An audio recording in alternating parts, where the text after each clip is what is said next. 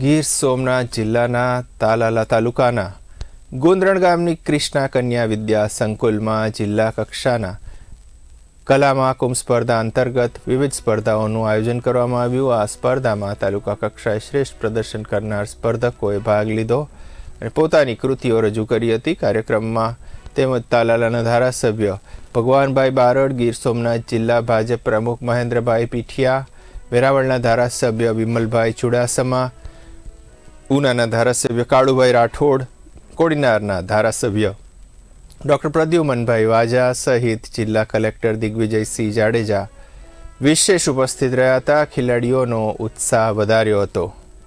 અહીં પધારેલા કન્ટેસ્ટન્ટ, બાળકો, વિદ્યાર્થીઓ અને એમની સાથે આવેલા તમામ શિક્ષકો, નિર્ણાયકો, આ તમામે ખૂબ જ જહેમત ઉઠાવી છે કે કૃષ્ણા કન્યા વિદ્યા સંકુલના અમે યજમાની કરી રહ્યા છે, અત્યારે મહેમાન બન્યા છે।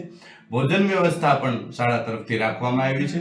કલા મહાકુંભ 2025ના અમને યજમાન બનવા બદલ ગર્વ પણ છે અને અહીં આ પધારેલા તમામ મહેમાનોનો અમે આભાર પણ વ્યક્ત કરીએ છીએ।